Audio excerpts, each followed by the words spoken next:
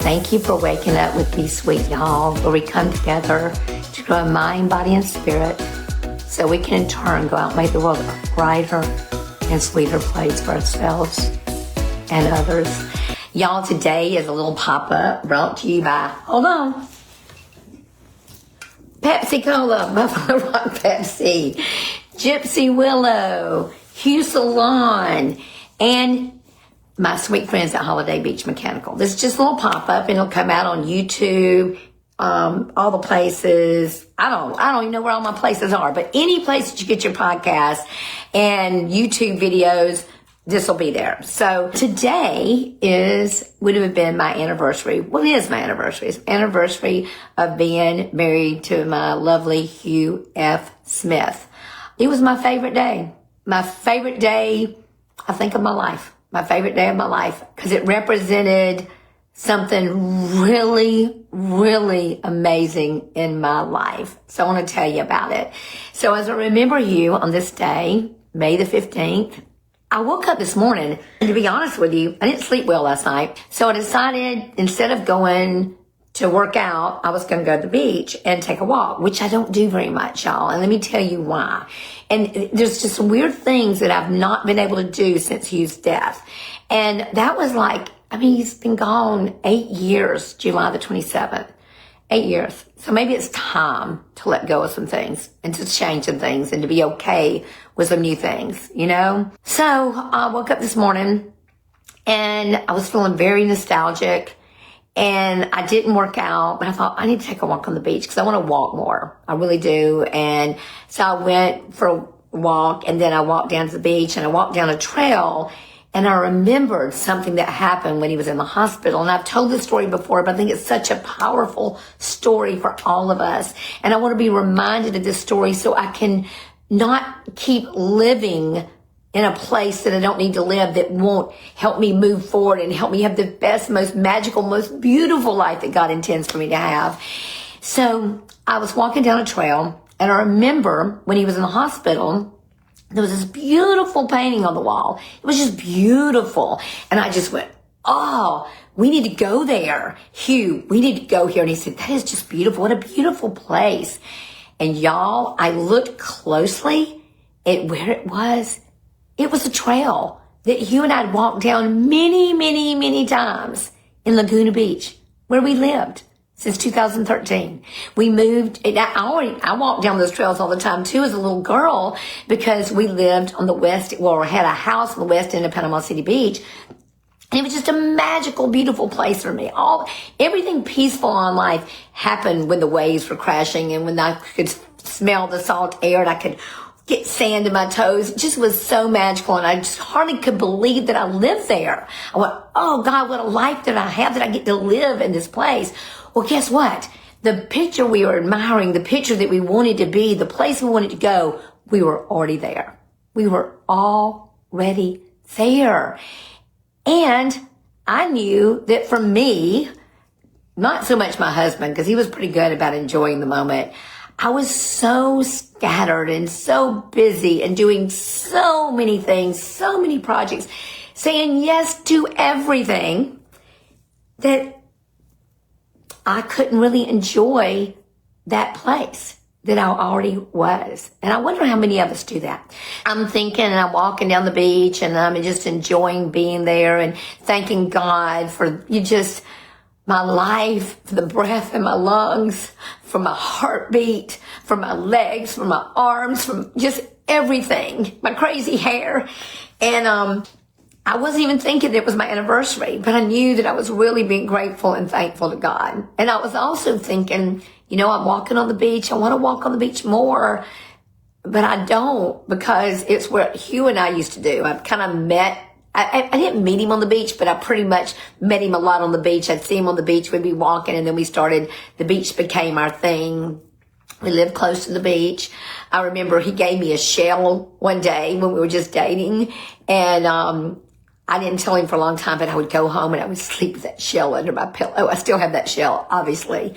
So I was in the car, and Britt sent me a text. She said, how are you doing today? It's your anniversary. I said, That's what it is. That's why I'm feeling these feelings and feeling so nostalgic and having all these emotions inside of me today.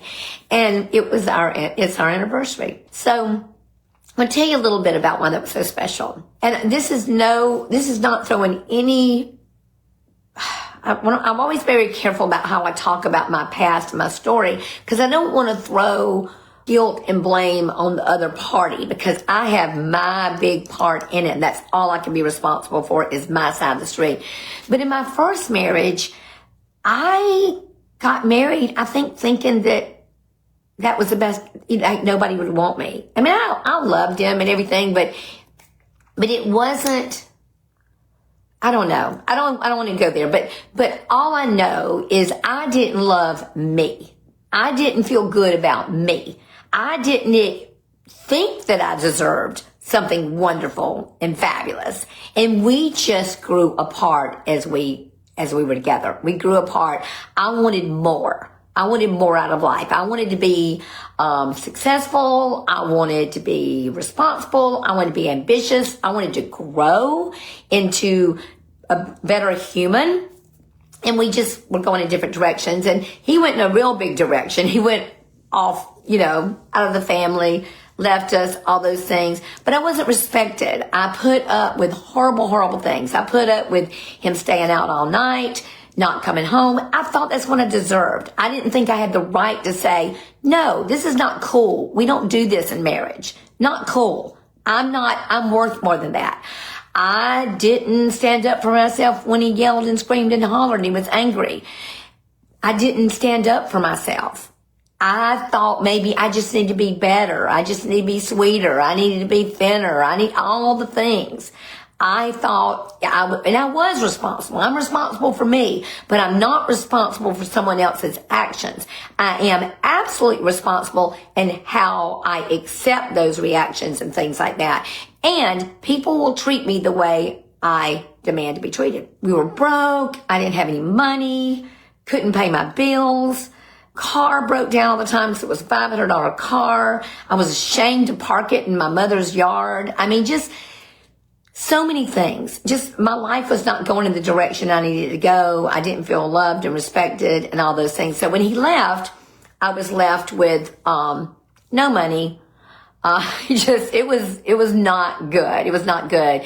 And I was petrified, terrified, thought my life was over. And y'all, then walked in Hugh F. Smith. And we were just friends. We were just friends at first. And he was so kind. And he was so spiritual. He loved God. He woke up in the morning and he prayed every day, and he got on his knees and he said, "Good morning, Dad." He called God Dad. And he thanked God for the life that he had, for the sobriety that he had, and the message and the hope that he had inside of him that he could share with other men who were struggling. And he knew that his whole life was about service to God and service to others. That resonated with me because that's what I wanted. I wanted a life that I took everything that God had given me and taught me, and every gift that I had, that I could share it with another human being. I should have brought Kleenex. Oh, I did. I brought some Kleenex. Good for me. Good for me. So I wanted that kind of life. So Hugh and I started walking on the beach together, running on the beach together, and drinking lots of coffee together, and talking for hours about God and gratitude and hope and what happens in someone's life when they allow them to be used by God in the service of others. He loved my spirit. He loved my spirit. He loved my energy. He didn't yell at me. He never raised his voice at me. I don't care how many times I lost a pair of sunglasses, which was plenty. He said, "Baby, we just need to go get you another pair." And I don't care how many times he had to step up the laundry that I hadn't done, or the mess on my side of the room, he found something to celebrate in me. He always came home. He always let me know where he was because he knew that I had been kind of traumatized by rejection, abandonment, and unkindness, disrespect, and also poverty, just fear of not being able to have my basic needs met. So he was very kind and loving towards me. He pointed out to me that perhaps I might benefit from Al-Anon. I might benefit.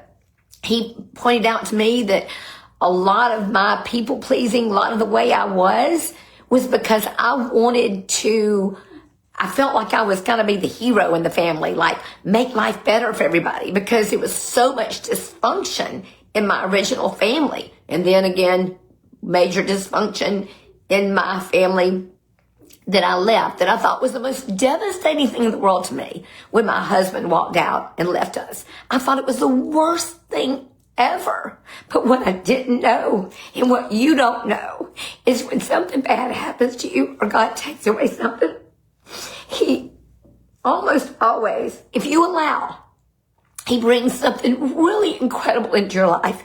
So God brought something really incredible into my life with Hugh F. Smith. Oh, I'm trying to keep it together, y'all.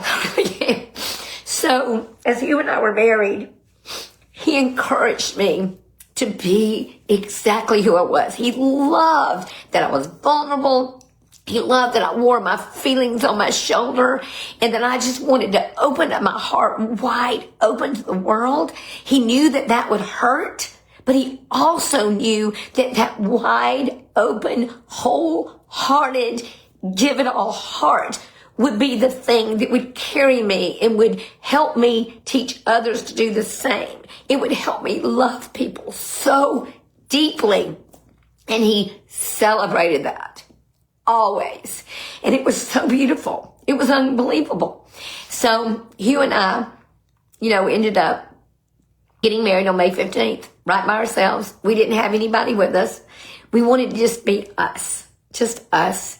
And we got married at Woodlawn Methodist Church. Ronnie Ball married us, and it was beautiful. It was so lovely, and I cried throughout the whole thing. I just sobbed because it was so great. But we dated for 5 years, y'all. I thought I would always be the girlfriend because he let me know in the beginning that he wasn't interested in that marriage stuff. He just wanted to, he was a confirmed bachelor and stuff like that. But I will tell you that even though that's what he said, his actions did not say that because he was always so kind and lovely and sweet to me and honoring of me. So when Hugh and I got married, it was very lovely. And we picked that day because Hugh loved Buddha. We used to call Hugh Buddha Boy because he was always meditating and meditated our entire lives, usually twice a day, 30 minutes at a pop. And that's why he was so calm. That's why he was able to put up with my crazy family through all the addictions, all the recovery, all the things. He was there for us. So as we were married, we ended up getting the kids when they were 4 and 6. Hugh also was so amazing in encouraging me to build my business. He loved watching me build my business. He would hear me talking on the phone to somebody, and I'd get off the phone. He said, "Oh my gosh, you're so good at that. You're so good. I wish I was, you're just so amazing, Karen." And he would tell me, like when I would dress up cute, he would go, "Your mama and grandmama be so proud of you. Look how darling you are." And there was times in my life that I wasn't so darling. I let myself go. I was so busy taking care of my family and building a business that I kind of let myself go, y'all. I was a fluffier version of myself. But he never told me that. He never said that. So Hugh encouraged me to take chances, to keep being who I was, to just love the world. Love the world. Every time I left the house, he'd say, "Go do your angel work. Sweet angel. Sweet angel." I got a funny story. He always called me Sweet Angel. Never called me Karen. I mean, never call me Karen. So one time I was meeting him at an AA meeting. I know Paul was there, and we were all going to go out to Mexican food afterwards. And I walked in, he said, "Hey, Karen." And I went, "Oh my gosh, what's wrong? Was he mad at me or something?" I had my feelings hurt because he never called me Karen. He always called me Sweet Angel. And I know y'all have heard this story before, but it's my anniversary today, so y'all are going to have to just indulge me. So right now, as I think about this day, I think about how special that day was when he finally decided on March the 9th in a Cracker Barrel while he was eating Uncle Herschel's breakfast. He looked at me and said, "I'm not opposed to being married." That was my engagement.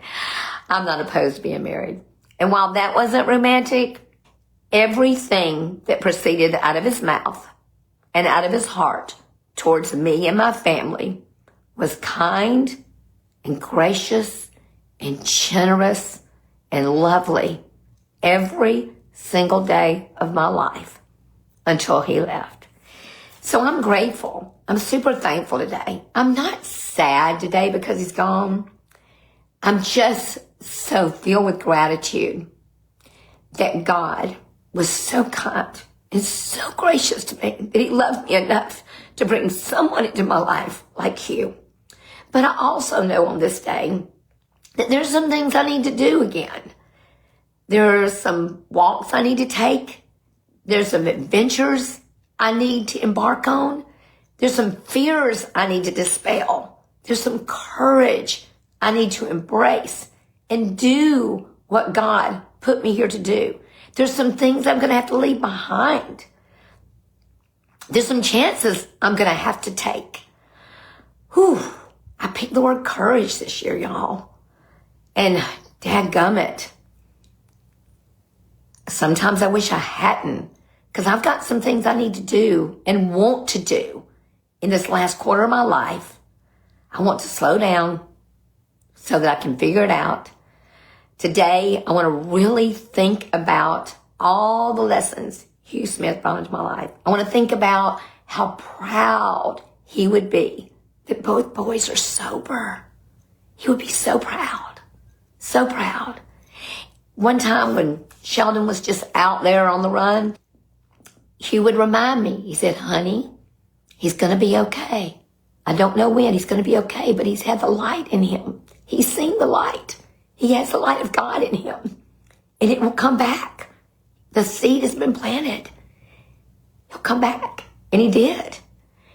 And he would be so proud that both of his boys are engaged. He would be so excited about that.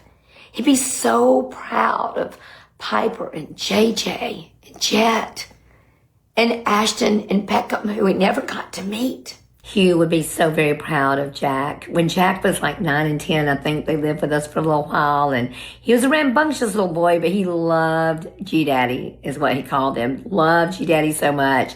And he was such a calm, beautiful presence in Jack's life and meant a lot to Jack. He would be so proud of him because he's going to graduate pretty soon from SUNY, State University of New York.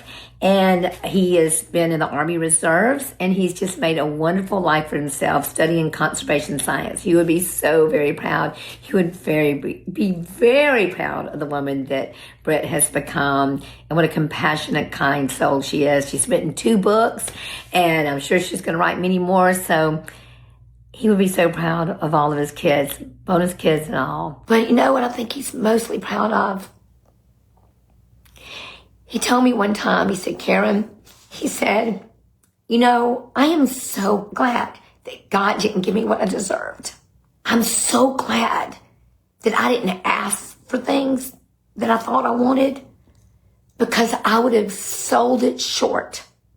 Because God has given me." This is what we talked about when he was dying.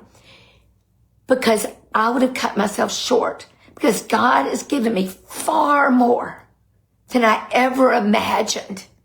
I set my bar too low. He sets it really high. Really high." But I think in order for us to do that, we've got to slow down. We've got to listen. We've got to open our hearts wide open. And we've got to have courage courage to take the chance and be the person that God imagines us to be. So, in ending this pop-up podcast, that I don't know if I said anything of any meaning to any of you, I hope I did. I hope something resonates in your heart. And I hope you have someone in your life that you can thank today. And if you're in a marriage, and if you aren't loving the person closest to you deeply, get on your knees together, and ask God to show you how to love deeply, how to accept that person just as they are, and let God do his magical handiwork with your loved ones, because he's really good at that. He's really good at making masterpieces out of what we bring to the table. You know, maybe that's why I love art. I don't know. Like I said, it will be on the podcast eventually. Thank you for loving me. Thank you for going on this Be Sweet Y'all journey. Oh my gosh, he would be so proud of this. He would be so proud that I'm doing this. He'd be so happy I'm writing. He would be so delighted that my book is going to be published probably in July. So I love you so much. Please know that you have the light and the beauty and all the things inside of you. Don't keep it hidden, y'all. Don't hide it under a bushel. Let your light shine. Be sweet, y'all.